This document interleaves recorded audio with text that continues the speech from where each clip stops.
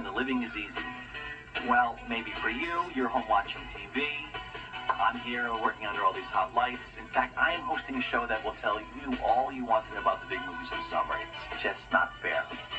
But since you're already watching TV and since I'm already working, I guess you should join me for this guide to the movies of the summer 1990. Now, last summer broke every box office record in Hollywood history.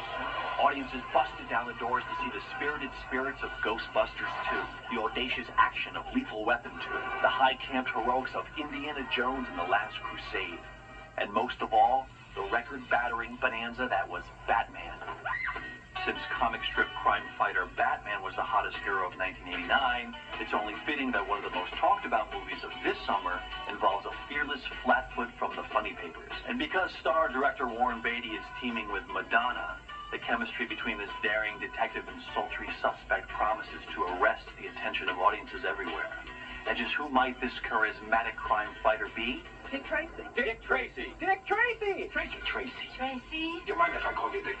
I was beginning to wonder what a girl had to do to get arrested. Wearing that dress is a step in the right direction. For a tough guy, you do a lot of pansy things. Tracy Douglas Moore! Everywhere I turn! Tracy!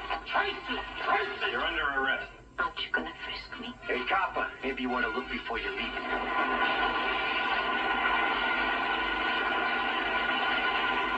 Are you gonna make a move? Do I have to do everything? I'm on duty. I'm on my way. So with Dick Tracy on his way, it's time to check the horizon for another big star who's cruising into town. Robert Duvall and Randy Quaid join Tom Cruise in a story of pushing the pedal and yourself to the limit. There's nothing I can't do with a race car.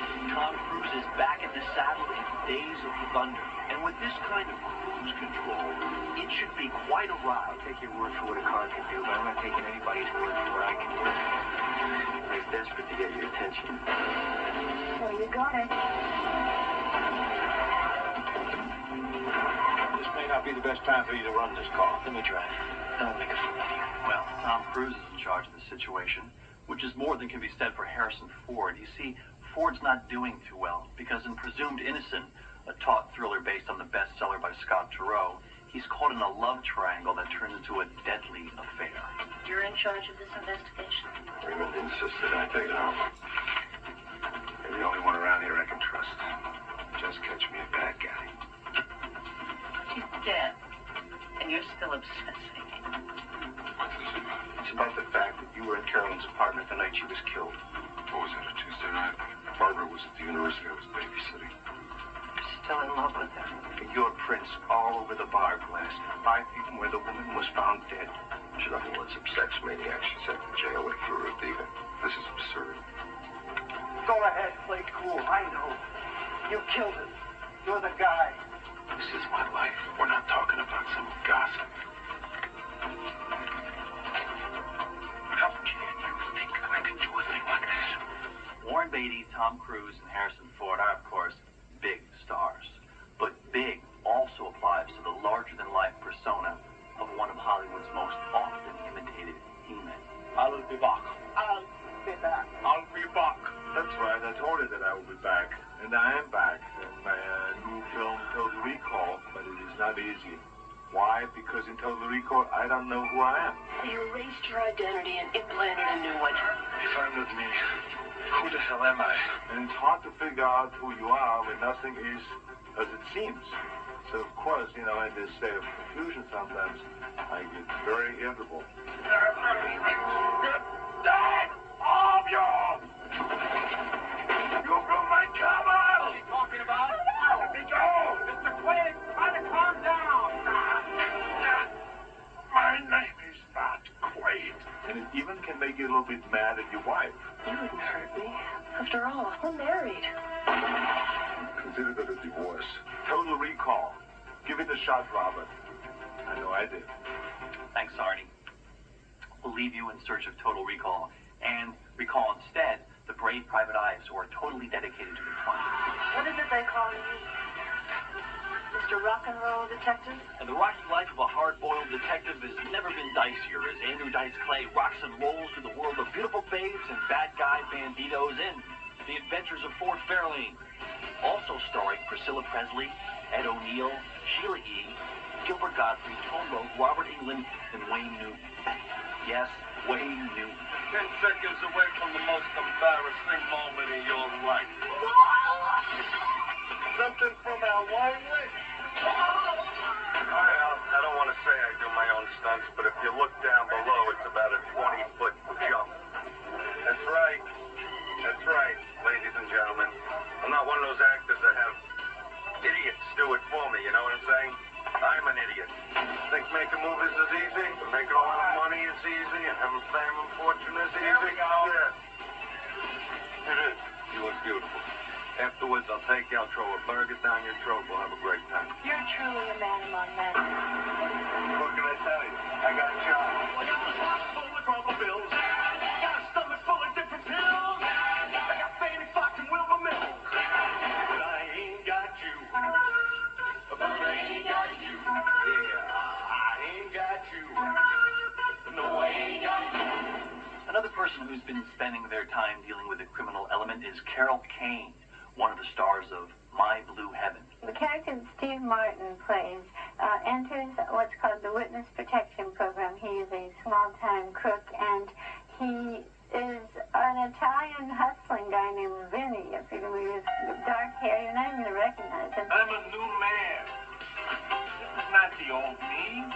This is the new me. Rick Moranis is in charge of him, and they send him from Brooklyn or Jersey, wherever it is, to one of these extremely pleasant suburban places with a white picket fence. And this is the guy who wears like a linoleum suit, you know, so he doesn't exactly fit in. Hey, Linda, what do you think? I always promised you a nice house somewhere in America. Let's not get carried away, okay, Vinny? It's going to be a lot easier if you two start calling each other Terry and Todd. It's a nice house, Terry, okay? No, you're Terry and he's Todd. I play one of his 3 wives. He has 3 wives and no divorces. If that gives you any hint about the nature of his character. Good morning, sir. Would you like to try a vanilla brown oat crunchie? What do you think? Can this product of the city curbs find happiness in the sleepy burbs? And what about his wife's wardrobe? I had to wear the tightest clothes known to man in this movie, so I'd appreciate it if you only looked at me from the neck up, because I'm a little embarrassed about this. Another kind of film the summer would not want to do without is the monster movie. I mean, it's been that way since the 50s, and especially since that shark movie that, what was that one? You know, you remember that one, right? Now let's say you wanted to make a monster movie.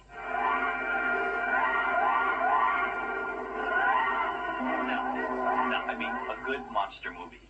Like a sequel to the popular Gremlins. Well, it stands to reason you'd need a monster. And some damsels in distress. And what's a good monster movie without a mad scientist? Oh, Dr. Catherine, this just came for you. Oh, splendid. This must be my malaria. Just rabies. I've got rabies. And who's a madder scientist than horror superstar Christopher Lee? Oh, I don't know about that. I would say that some people might get that impression. But I play a character with a somewhat bizarre name, Dr. Catheter. That starts you thinking along certain lines, perhaps. Dr. Catheter works in a laboratory which is called the Splice of Life. Designer genes, Genes. They're mutating. But Gremlins 2 was not the summer's only sequel. There will also be return visits by some of Hollywood's best-known detectives, desperados, daredevils, and, well, devilishly death-dealing droids.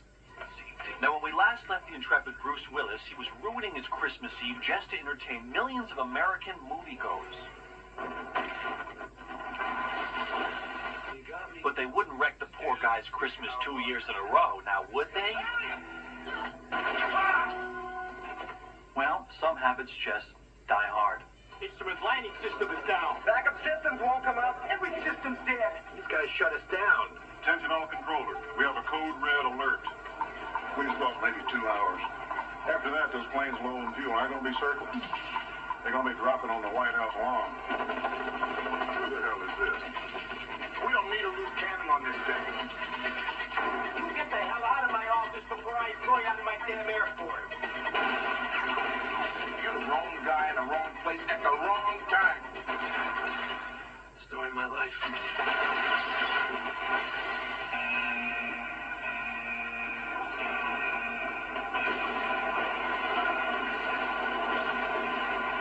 Fucking the same thing. I do the same guy twice. In action sequels, twice is nice, as Peter Weller returns in RoboCop 2.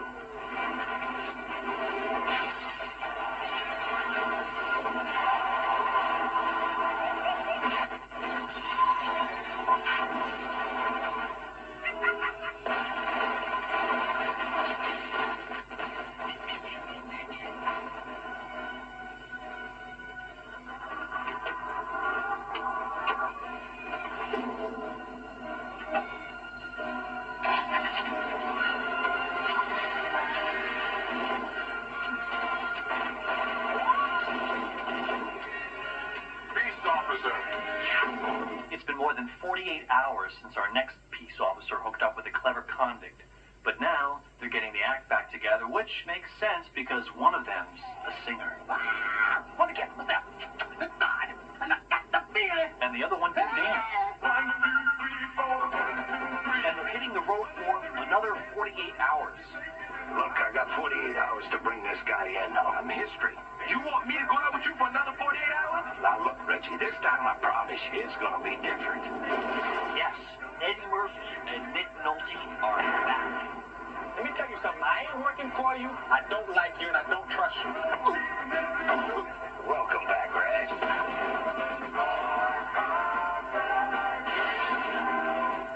And a lot has changed. What's happened since the first one, hasn't it?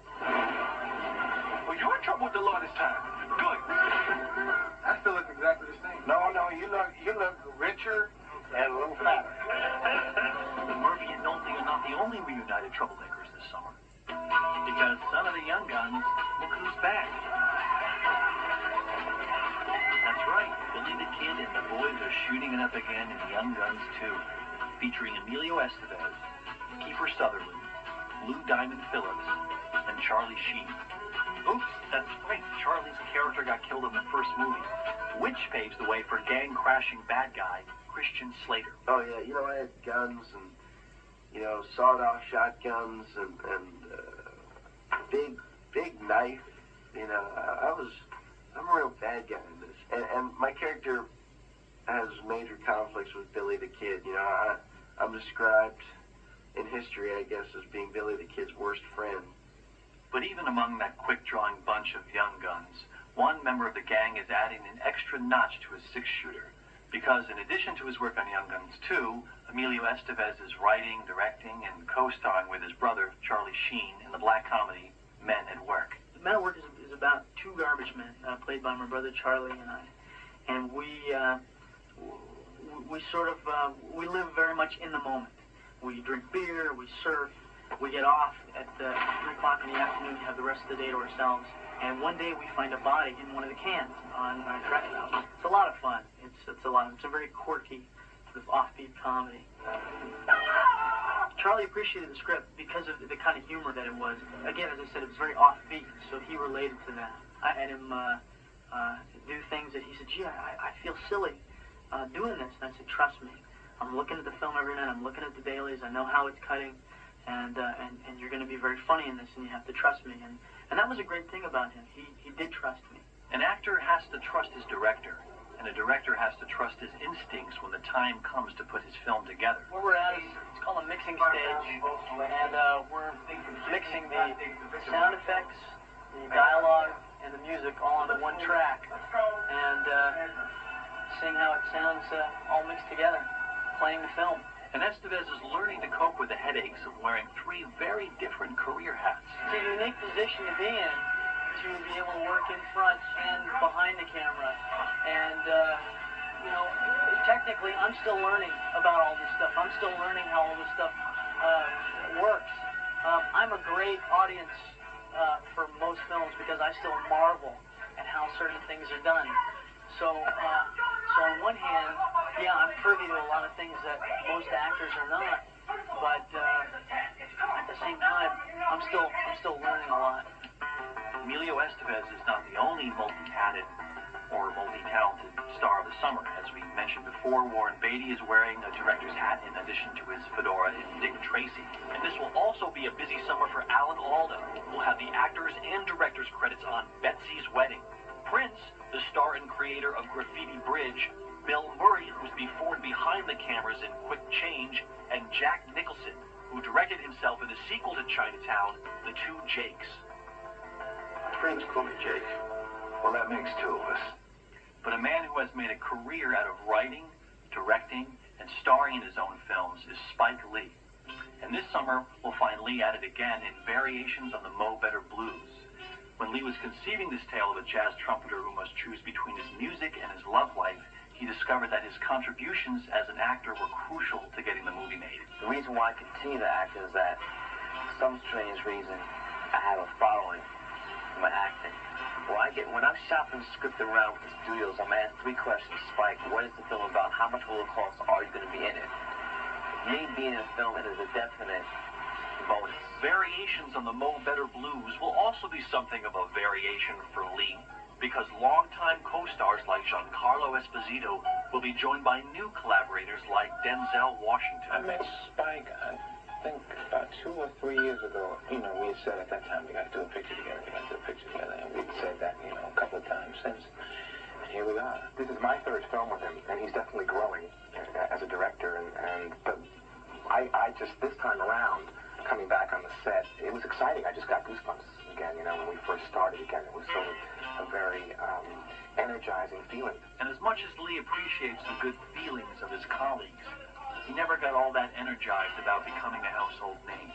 It's not a really big thing to me, because the most important thing for me is to make films. I not become a filmmaker, become famous, to become a celebrity, become rich, or to have a lot of women, which a lot of people do. I became a filmmaker because filmmaking is what makes me happiest. Wait a minute, before we go on further, there's something that's bothering me, that's confusing here. Now, Spike Lee often works with the same people. Now, that's loyalty. Emilio Estevez and Charlie Sheen are brothers. They should be buddies. I mean, heck, they played buddies in Men at Work. But now Charlie Sheen is buddying up with Michael Biehn in Navy SEAL. Where's the loyalty in that? And what about that great buddy team of Danny Glover and Mel Gibson in Lethal Weapon? Man, can't you go any faster for me? But this summer, Danny Glover's got a whole new set of buddies in Flight of the Intruder, an exciting tale of fearless flyers. And Danny's old buddy, Mel Gibson, is taking to the airways with newfound friend Robert Downey Jr. in Air America. There are no American combat troops in Laos. Well, if that's true, it's too bad nobody told the CIA, because they wasted their time airlifting 1 million tons of supplies into Laos during the Vietnam War. Because they're unfriendly. Why is everyone so unfriendly? Well, they haven't got to know us yet. I know my crack twice in one day. Don't worry. I crack better than anyone I know.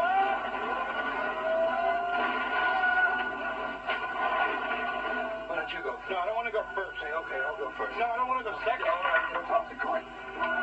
Tails. Tails, isn't it? It's tails. No, I'll take it. Anything, anywhere, anytime. That's our motto. And if you can believe it, that fickle Mel Gibson is two-timing Robert Downey Jr. with yet another buddy this summer. But I guess it's okay, because that new buddy is Goldie Hawn, and she's playing Mel's old flame in Bird on a Wire. It's me, Muffy. Open the damn door. Oh, what the hell are you doing here? Hey, what the hell are you doing here? Being shot in the butt. Do I get to know what's going on, or do I just get killed for old time's sake? Look, I'm supposedly being protected by the federal government, but I think they're trying to do me in, God. What are you doing? You're going to kill me, for Christ's sake! Come on, I did you a favor, man. What, are you having fun or something? Well, it's understandable why Mel would want to team up with Goldie. She's great. We get on really well. She's very funny and spontaneous, and it's terrific. Excuse me, Mel. Who's going to come? Did you just cut it off from me? No, come on. Is that off? Is that off? Don't you ever do this to me again, all right? Don't you? Don't come back. Here. Have your wig. Is that better? That's great. Well, that about does it for this special preview of this summer's movies. And oh, gee, I forgot. There are more movies. Movies like The Freshman, where mob dog Marlon Brando makes recent Matthew Broderick an offer he can't refuse. It's a blast from the past when Michael J. Fox goes time traveling one more time in Back to the Future 3. And how about Quigley Down Under, Tom Selleck's adventure in the Australian outback? And we can't forget Robin Williams, juggling angry customers and angrier girlfriends in Cadillac Man. Well, I think that does it. And I want to thank you, and I did it again. There's just so many more movies. We have to remember Kiefer Sutherland and Julia Roberts looking into the future beyond the grave in Flatliners. And Patrick Swayze returning from the grave to help girlfriend Demi Moore in Ghost. And the devil rising from the grave in Exorcist 3. Yes, that does it. Great. Excellent. Trust me, and trust me to say that we hope you've enjoyed this look ahead and that your summer is a great one. I'm Robert Mailhouse. Happy movie going.